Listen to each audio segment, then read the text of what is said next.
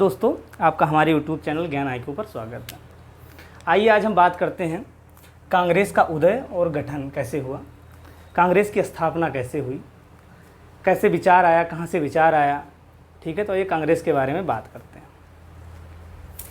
जैसे अगर शुरुआत किया जाए तो कांग्रेस शब्द का शाब्दिक अर्थ क्या है, तो जैसे कांग्रेस का शाब्दिक अर्थ क्या है, कांग्रेस शब्द का जो शाब्दिक अर्थ है बात किया जाए तो नीतियों पर विचार विमर्श करना। ठीक है, शाब्दिक अर्थ है नीतियों पर विचार विमर्श करना, नीतियों पर विचार विमर्श करना।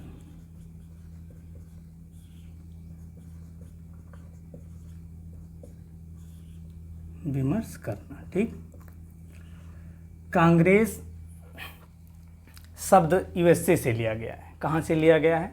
कांग्रेस शब्द यूएसए से लिया गया है, यूएसए से लिया गया है, यूएसए से लिया गया है। ठीक है, और देखा जाए तो कांग्रेस शब्द का जो सर्वप्रथम प्रकाशन हुआ था तो एक न्यूज़ चैनल, एक न्यूज़पेपर दी हिंदू में हुआ था। 5 दिसंबर 1885 का वो दिन था जिस दिन उस पत्र में, उस न्यूज़पेपर में कांग्रेस शब्द आया था और वहीं से ये लिया गया है। ठीक है, तो दिनांक 5 दिसंबर 1885 दी हिंदू न्यूज़पेपर था, वहाँ से कांग्रेस शब्द आया है। ठीक है, अगर और बात किया जाए तो कांग्रेस शब्द का जो सबसे पहले नाम था, ठीक है, तो ये था भारतीय राष्ट्रीय संघ।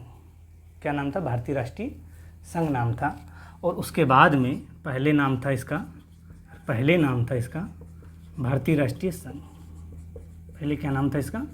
भारतीय राष्ट्रीय संघ नाम था। ठीक है, भारतीय राष्ट्रीय संघ।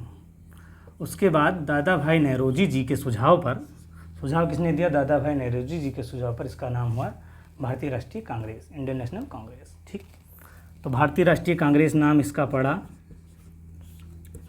भारतीय राष्ट्रीय कांग्रेस। और इसका श्रेय किससे जाता है? इसे DBN, दादा भाई नौरोजी जी को जाता है, दादा भाई नौरोजी जी। अच्छा, इसकी स्थापना, कांग्रेस की स्थापना 1885 में तो हो गई। उस समय गवर्नर जनरल लॉर्ड डफरिन थे और इसकी स्थापना की ए.ओ. होम ने, जो ICS अधिकारी रिटायर्ड था। लेकिन क्वेश्चन उठता है उसके मन में आया कैसे कि भारतीयों को एक मंच दे दिया जाए, कांग्रेस की स्थापना कर ही दी जाए। तो ए.ओ. ह्यूम था, जो उसका जीवनी कार था विलियम बेडरवन। क्या नाम था? विलियम बेडरवन। उसने ए ह्यूम की जीवनी प्रकाशित की 1913 में, और वो 1913 की उस विलियम बेडरवन ने जो ए ह्यूम की जीवनी प्रकाशित की, उसमें लिखता है कि लिटन के शासन में, लिटन का वो शासनकाल था, लिटन के शासन में भारत आक्रोश की स्थिति में आ गया था। ठीक है, वो 1857 की क्रांति याद थी उसे पता था कि लिटन ने जो जो किया है उसकी वजह से एक बार फिर भारतीय क्रांतिकारी आंदोलन कर सकते हैं और इस बार बहुत ही गलत होगा। ठीक है, तो वो लिटन ने क्या क्या किया, लिटन क्या करता है, उसमें सबकी चर्चा करेंगे। लिटन लगा देता है पहला दिल्ली दरबार लगा 70। हम बात कर रहे हैं पहले दिल्ली दरबार की। लिटन ने पहला दिल्ली दरबार लगा दिया 1877 में, और उसने बहुत सारे रुपए खर्च किए महारानी विक्टोरिया के सम्मान में। फिर क्या होता है कि 1877 में ही उसने ICS की परीक्षा की उम्र जो थी 21 वर्ष, उसको घटाकर 19 वर्ष कर दिया। 1878 में वो वर्नाकुलर प्रेस एक्ट लाता है और 1878 में ही आर्म्स एक्ट भी लेकर आ जाता है। तो ये सब चीज़ें थी जिससे भारतीय बहुत आक्रोश में आ गए थे। तो ए ह्यूम को लगता है कि भारतीयों को एक मंच दे दिया जाए।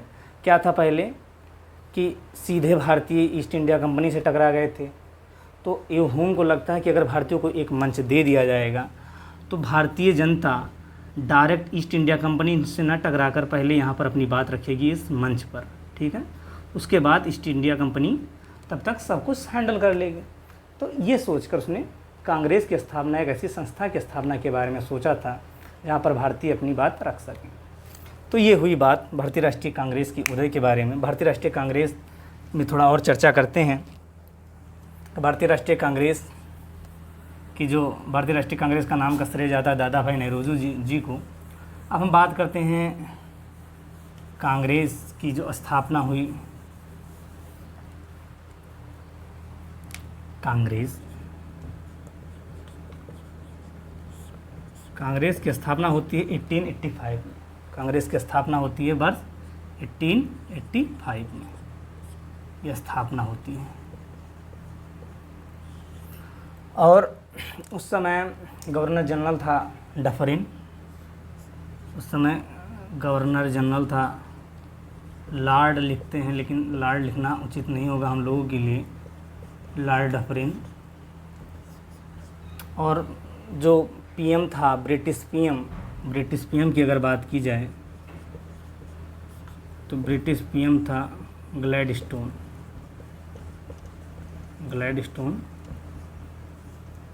और भारत सचिव था उस समय की बात है रैंडल्फ चर्चिल।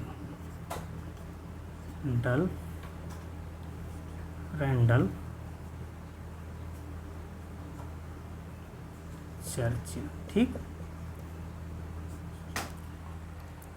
ब्रिटिश पीएम ग्लैडस्टोन था, ये भी उदारवादी था, उदारवादी नेता था।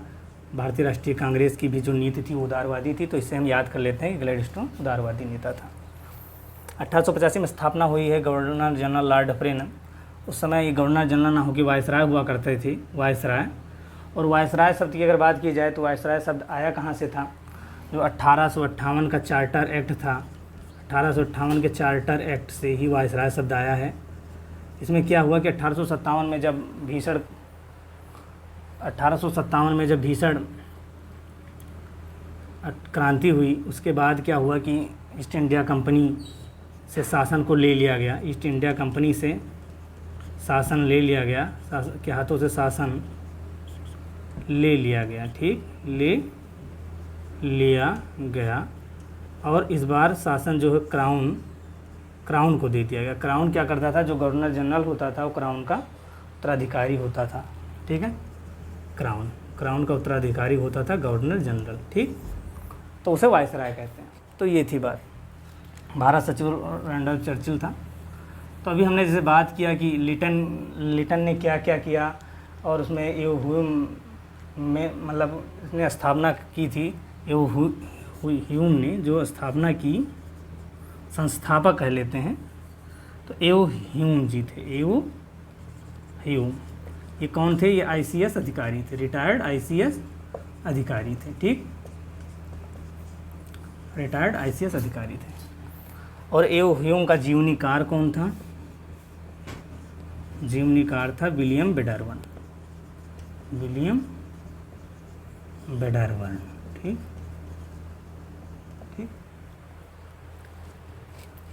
और हम अगर बात करते हैं कि अभी हमने जो चर्चा की उसे लिख दे रहे हैं कि विलियम बेडरवन का जीवनीकार जो है, विलियम बेडरवन का जीवनीकार जो हैं वो विलियम बेडरवन किसी जीवनीकार हैं? ये वो ह्यूम के जीवनीकार,